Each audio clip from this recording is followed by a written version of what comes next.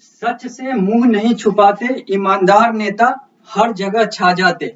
मैं द मोहित श्रीवास्तव, आप सभी लोगों का सोशल साइंस टीचर, सामाजिक विज्ञान शिक्षक, अब आप लोगों को आपके कक्षा 6 के सिविक्स यानी कि नागरिक शास्त्र का अध्याय संख्या 4 यानी कि सरकार, अंग्रेजी में गवर्नमेंट पढ़ाने जा रहा हूं। और मैंने जो कथन आपको पहले बोला है, सच से मुंह नहीं छुपाते, ईमानदार नेता हर जगह छा जाते, यही आधार है इस चैप्टर का, यही आधार है इस अध्याय का, जहां पर हम लोग जानेंगे कि गवर्नमेंट होती क्या है, सरकार होता क्या है, और ये गवर्नमेंट का कंसेप्ट आया तो आया कैसे, आखिर इसकी आवश्यकता क्या होती है। तो इसको शुरू जो हम लोग करेंगे और जो हम लोग इसकी पढ़ाई करेंगे, जो मैं आपको पढ़ाऊंगा वो पारस प्रकाशन के पुस्तक के अनुसार पढ़ाऊंगा। और जो आपको सामने स्मार्ट बोर्ड पर दिखेगा यह पारस प्रकाशन के पुस्तक के अनुसार है, जो कि आप लोग अपने पुस्तक में भी इसे देख सकते हैं। तो मैं इस अध्याय को शुरू करता हूं और यह पारस प्रकाशन के आपके पुस्तक के अनुसार पृष्ठ संख्या 121 और 121 से आगे का है। तो यहाँ पर लिखा हुआ है चैप्टर 4, जो कि आप लोगों के सिविक्स के अंतर्गत, कक्षा 6 के सिविक्स के अंतर्गत आता है, नागरिक शास्त्र के अंतर्गत आता है, जिसमें हम लोगों को जो टॉपिक पढ़ना है, जो चीजें पढ़नी है, वो है गवर्नमेंट के बारे में, कि गवर्नमेंट होता क्या है, गवर्नमेंट की आवश्यकता क्यों पड़ती है। तो रीड आउट करते हैं, पढ़ते हैं और मैं बताता हूं कि आखिर इसकी जरूरत क्यों पड़ती है। तो सबसे पहले लिखा हुआ है, since the time early human began living together the need of someone who would direct and guide there affair and resolve there differences become imperative. उसके बाद लिखा हुआ है, usually the strongest member of the group became the leader. Thereafter, when kingdom, empire and nation state came into prominence, government became the controlling authority। कहा जा रहा है कि जब मानव सभ्यता की यानी कि इंसानों की शुरुआत हुई थी, मानव सभ्यता की स्टार्टिंग हुई थी, जब शुरुआत हुआ था, यानी कि जब शुरुआत में जब ह्यूमन बीइंग जो थे वो अलाइव हुए थे और उन्होंने जब जीना शुरू किया था, तो जब वो इकट्ठे जीते थे यानी कि टुगेदर में रह के, यानी कि टुगेदरनेस वाली जब भावना थी, लोग इकट्ठे होकर सारा कार्य करते थे, तो उनको लगता था कि क्यों ना हम लोगों में से एक ऐसा इंसान हो जो हम लोगों को दिशा निर्देश दे, हम लोगों को अंग्रेजी में गाइड करे, हिंदी में उसी को दिशा निर्देश कहते हैं। तो जब मानव सभ्यता की शुरुआत हुई और जब उन्होंने मिलकर कार्य करना शुरू किया, तो उन्हें नीड हुई, उन्हें आवश्यकता हुई, उन्हें जरूरत महसूस हुई कि अब हम लोगों को कोई गाइड करने वाला, कोई नियंत्रित करने वाला, कोई कंट्रोल करने वाला, कोई लीड करने वाला होना चाहिए, जो हम सभी लोगों को एक तरीके से मार्गदर्शन दे सके, हम लोगों को गाइड कर सके। तो यहीं पर बात आती है कि हमें एक नेतृत्व की आवश्यकता पड़ती है। और ये कब से? तो जब से ह्यूमन सभ्यता यानी कि मानव सभ्यता, ह्यूमन सिविलाइजेशन की शुरुआत हुई, तब से। कब से? तो जब मानव सभ्यता की शुरुआत हुई और लोगों ने साथ में रहना शुरू किया। क्योंकि अगर 10 लोग साथ में हैं और 10 लोग अपनी मर्जी से चलेंगे, तो शायद उनका गोल अचीवमेंट, जो लक्ष्य की प्राप्ति है, वह सही तरीके से, सही समय पर, सही अर्थ में नहीं होगा। इसलिए उन्हें एक ऐसा इंसान या कुछ ऐसे इंसान की जरूरत थी या जरूरत पड़ी, जो इन सभी को एक साथ जोड़ कर रखे, दिशा निर्देश दे, गाइड करे।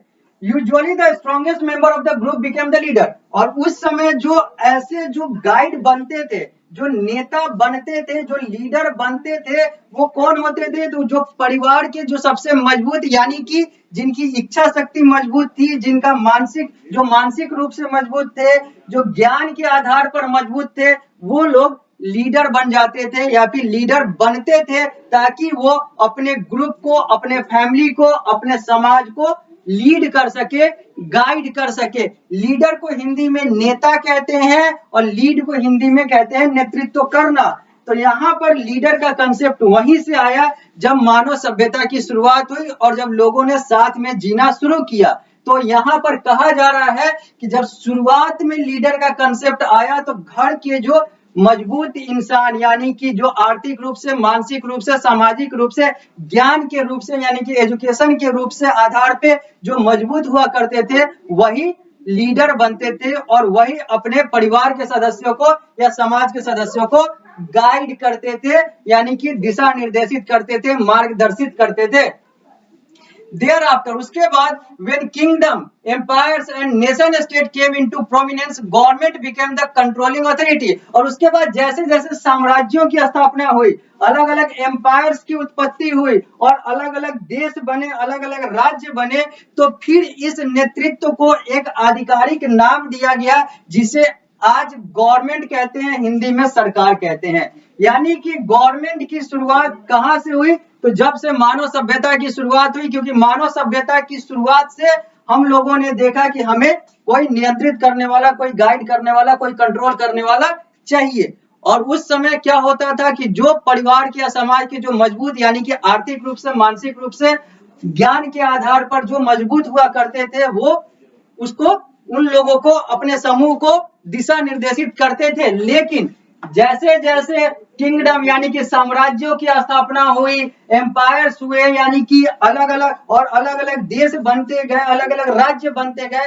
तो फिर ये जो नेतृत्व है वो एक आधिकारिक नाम ले गया जिसे हम लोग आज भी गवर्नमेंट के नाम से, यानी कि सरकार के नाम से जानते हैं। आगे बढ़ते हैं, हम लोग पृष्ठ संख्या 121 पे हैं सिविक्स के। A government is an institution which make the political decision about running a country। Government क्या है, यहाँ पर परिभाषित किया गया है गवर्नमेंट को, सरकार को।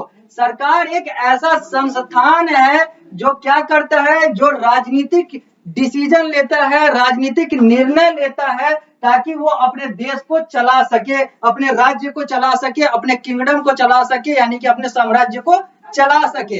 यानी कि government is an institution which makes the political decision about running a country. यानी कि एक देश को चलाने के लिए जो राजनीतिक निर्णय लिया जाता है, वो पॉलिटिकल इंस्टीट्यूशन, वो संस्थान जो है वो गवर्नमेंट कहलाता है अंग्रेजी में, हिंदी में सरकार कहलाता है। यहाँ पर सिर्फ कंट्री की बात हो रही है, लेकिन कंट्री नहीं है, स्टेट के लिए भी गवर्नमेंट होते हैं, तो किंगडम के लिए भी गवर्नमेंट होता है। यहाँ पर कंट्री का मतलब सारा कुछ है, यहाँ पर कंट्री का मतलब एक नेशन नहीं है, कंट्री का मतलब है यहाँ पर स्टेट की भी बात कर सकते हैं, किंगडम की भी बात कर सकते हैं, किसी भी चीज की बात कर सकते हैं, जिले की भी बात कर सकते हैं। हर जगह गवर्नमेंट होता है। गवर्नमेंट के स्तर अलग अलग होते हैं, सरकार के स्तर अलग अलग होते हैं, जो हम लोग अलग टॉपिक, अलग चैप्टर में देखेंगे। यहाँ पर हम लोग ये जानते हैं गवर्नमेंट का डेफिनेशन क्या कहता है। तो गवर्नमेंट एक पॉलिटिकल इंस्टीट्यूशन है, या फिर एक इंस्टीट्यूशन है जो कि डिसीजन लेता है, या फिर कहें तो पॉलिटिकल डिसीजन लेता है, राजनीतिक निर्णय लेता है, ताकि वो अपने कंट्री को, अपने देश को, अपने राज्य को, अपने जिला को, अपने साम्राज्य को, किंगडम को चला सके अच्छे से। It refers to the group of people who are responsible for controlling a country और अ स्टेट। आगे इसको और ज्यादा अच्छे तरीके से परिभाषित किया गया है कि गवर्नमेंट क्या है, एक कुछ लोगों का समूह है जो कि रिस्पॉन्सिबल होते हैं, जिनकी उत्तरदायित्व होती है एक देश या एक राज्य को कंट्रोल करने की, नियंत्रित करने की। आगे, इन फैक्ट, वास्तव में, it is an administrative organ of a region of the country. वास्तव में यह एक प्रशासनिक अंग है किसी भी देश के एक हिस्से का, एक अंग का। आगे, it is a system by which people are govern. Government एक ऐसा प्रणाली है जिसके तहत लोगों को नियंत्रित या फिर गवर्न किया जाता है, या फिर शासित किया जाता है। The government expresses the will of the state. जो गवर्नमेंट है, जो सरकार है, जहां की भी सरकार है, चाहे वो किसी राज्य की सरकार है, किसी जिले की सरकार है, या फिर किसी साम्राज्य की सरकार है, या फिर किसी देश की सरकार है, वो अपने उसी राज्य, देश, साम्राज्य, जिला का विल बताने का, यानी कि उसकी इच्छा बताने का कार्य करती है, और फिर उसी पर आगे का कार्य होता है। अब हम लोग आगे बढ़ते हैं और बात करते हैं नीड ऑफ गवर्नमेंट। गवर्नमेंट की आवश्यकता क्यों है, जरूरत क्यों है, नीड क्या है, क्यों हम लोग गवर्नमेंट की बात करते हैं, या फिर क्यों गवर्नमेंट की बात होती है। तो हम लोगों ने समझ लिया कि गवर्नमेंट की नींव कहां से रखी गई, सरकार होता क्या है, सरकार का आधार क्या है, सरकार की मूलभूत जो संरचना है वो कहां से आई। अब उसी को हम लोग पॉइंट बाय पॉइंट देखेंगे, जो कि नीड ऑफ द गवर्नमेंट के अंतर्गत आप लोगों को पढ़ने हैं, यानी कि सरकार की जरूरत। आगे, You see, there is a need of government in every time, whether it is an ancient time or a modern time. यहाँ पर कहा जा रहा है, जैसा कि हम लोगों ने पहले बात किया है कि हम लोगों ने देखा, चाहे वो पुराने समय की बात हो, चाहे वो अभी के समय की बात हो, सरकार की आवश्यकता हमेशा पड़ी है और पड़ती रहेगी. Yes, the form of government is change now. हाँ, यह कह सकते हैं कि सरकार का तरीका और सरकार की जो प्रणाली है वो पहले की तुलना में आज बदल चुका है, अच्छे स्तर पे बदल चुका है, अच्छे तरीके से बदल चुका है. We need government for the following function. अब हम लोग कुछ पॉइंट्स की बात करेंगे जो आधार बनता है गवर्नमेंट के, यानी कि गवर्नमेंट के नीड का जो आधार है. अब वो सारा चीज हम लोग देखेंगे कि आखिर सरकार की जरूरत किस कार्य के लिए पड़ती है, किसके लिए पड़ती है. तो अब हम लोग बात करते हैं. सबसे पहला पॉइंट लिखा हुआ है पृष्ठ संख्या 121 पर हम लोग हैं. पारस प्रकाशन के पुस्तक के अनुसार सिविक्स नागरिक शास्त्र में आप लोग के कक्षा 6 में पहला है डिफेंस ऑफ द कंट्री, यानी कि एक देश, अगर देश की सरकार है तो राज्य की सरकार है, तो राज्य ऐसे करके जहां की भी सरकार है उसको उसकी सुरक्षा के लिए, यानी कि देश की सुरक्षा के लिए, राज्य की सुरक्षा के लिए, जिले की सुरक्षा के लिए, साम्राज्य की सुरक्षा के लिए सरकार की जरूरत पड़ती है. क्योंकि वो नीति बनाता है कि कैसे हम, अगर देश की बात करें तो कैसे हम अपने देश को बाकी देशों के आक्रमण से बचाएं और अपने देश में बैठे हुए जो बाकी देश के जो लोग हैं उनसे कैसे अपने देश को प्रोटेक्ट करें. तो इंटरनली और एक्सटर्नली, यानी कि अंदरूनी रूप से और बाहरी रूप से अपने देश के डिफेंस के लिए, सुरक्षा के लिए सरकार की आवश्यकता पड़ती है. आगे इसी में लिखा हुआ है the government maintain security forces to defend the nation from the foreign attack.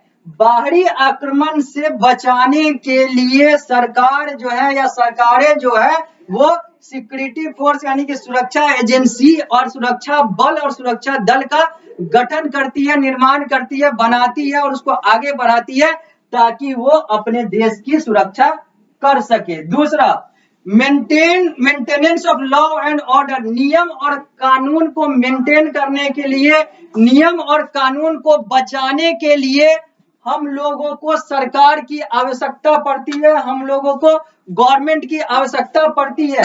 क्योंकि गवर्नमेंट जो है यह नियम और कानून को बचाने का कार्य करता है. यहाँ पर हम लोग मेंटेन करते हैं अपने उन सारे रूल और रेगुलेशन को जो कि एक देश के लिए बना होता है. किसके द्वारा? तो सरकार के द्वारा. क्योंकि सरकार जो है उस चीज को इम्पोज करती है, लागू करती है अपने सिटीजन पर, अपने लोगों पर, अपने पीपल पे, अपने जनता पर, अपने फॉलोअर पे, ताकि वो उस देश का लॉ एंड ऑर्डर अच्छे तरीके से माने.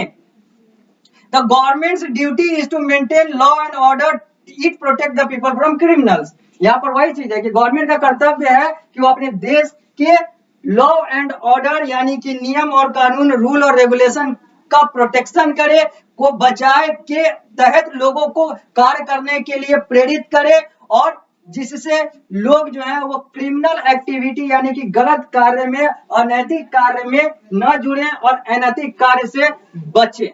आगे, टू इंश्योर जस्टिस. न्याय के लिए सरकार की आवश्यकता होती है. पहला हम लोगों ने देखा डिफेंस ऑफ द कंट्री. देश की सुरक्षा के लिए सरकार की आवश्यकता होती है. तो rule and regulation, law and order को मेंटेन करने के लिए गवर्नमेंट की आवश्यकता होती है, जो कि हम लोग का पॉइंट नंबर 2 था. पॉइंट नंबर 3 है इंश्योर जस्टिस, यानी कि न्याय के लिए सरकार की जरूरत होती है, गवर्नमेंट की जरूरत होती है. Government punishes the criminal and save the innocent people. जो सरकार होती है वो क्रिमिनल को, यानी कि जो क्राइम करते हैं, जो अपराधी होते हैं, उनको पनिश करती है, उनको दंड देती है रूल और रेगुलेशन के तहत और लोगों को उनसे बचाती है, लोगों को उससे बचाती है. To collect the taxes. Tax का कलेक्शन यानी कि टैक्स यानी कि कर को वसूलने के लिए भी सरकार का गठन होता है. यानी कि सरकार का एक बहुत बड़ा कार्य जो है लोगों से पैसा लेकर देश के हित में लगाना, जिसको हम लोग टैक्स कहते हैं. टैक्स एक्चुअली क्या होता है, कर कितने प्रकार के होते हैं, ये जब हम लोग कर की बात करेंगे, इकोनॉमिक्स में कर की बात करेंगे, अर्थशास्त्र में, तब वहां पर हम लोग टैक्स की बात करेंगे। यहाँ पर टैक्स से इतना समझ लेते हैं कि टैक्स का मतलब होता है वो पैसा जो आम जनता से सरकार के द्वारा लिया जाता है ताकि उससे देश के प्रगति में और देश के अलग अलग कार्यों में पैसा खर्च करके उसको दुरुस्त किया जाए। तो to collect the tax, tax को कलेक्ट करना भी सरकार का एक फंक्शन है। लिखा हुआ है the government need the taxes to maintain its expenses. Government कर इसलिए लेती है ताकि वो अपने खर्चे को मेंटेन कर सके, खर्चे को सही तरीके से संभाल सके, क्योंकि उसे खर्चा क्या किस पर करना है, तो लोगों पर ही करना है, देश पर ही करना है। राज्य की है तो राज्य पर करना है, साम्राज्य की है तो साम्राज्य पे करना है, जिले की है तो जिले पे करना है, पंचायत की है तो पंचायत पर करना है।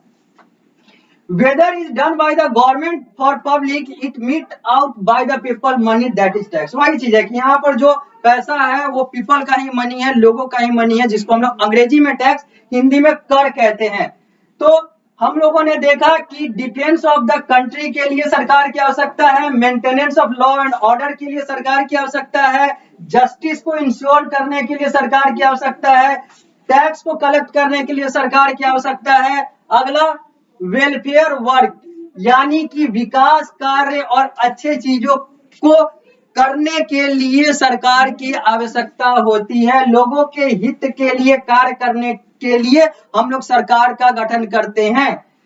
Welfare function of the modern government has increased, it is the duty provide for hospital, school, employment, road, transport facility. यहाँ पे वही कहा जा रहा है कि वेलफेयर वर्क के अंतर्गत क्या है कि लोगों को सही तरीके से स्वास्थ्य का व्यवस्था देना, विद्यालय देना, रोजगार देना, नौकरी देना, सड़क सही तरीके का होना चाहिए, यातायात फैसिलिटीज जो है, व्यवस्था जो है वो सही होनी चाहिए। ये सब कार्य किसका है, तो सरकार का है। इन केस ऑफ इमरजेंसी और क्राइसिस, आपातकाल और आपदा के समय में, it is again the duty of the government to save the people, to rescue the people and to provide them shelter. यहाँ पर आपदा के समय में, आपातकाल के समय में यह सरकार की ड्यूटी बनती है कि वो लोगों को बचाए, लोगों को रक्षित करे, लोगों को सही जगह पर पहुंचाए अगर वो गलत जगह पर फंसे हुए हैं तो, और उनको सही तरीके से बासिंदगी यानी कि शेल्टर दे, रहने के लिए घर और खाना दे। बिसाइड, इसके अलावा और इसके साथ साथ, today the government launches several program for the welfare of the poor people. इसके साथ साथ आज अगर बात करें, आज के परिदृश्य में बात करें, तो सरकार जो है गरीबों के लिए और गरीब लोगों के लिए बहुत सारे प्रोग्राम, बहुत सारे कार्यक्रम जो है वो करती है, बहुत सारे कार्य करती है ताकि गरीबों का उत्थान हो सके। आगे दिस पिक्चर, जो यहाँ पर 6 पिक्चर दिया हुआ है,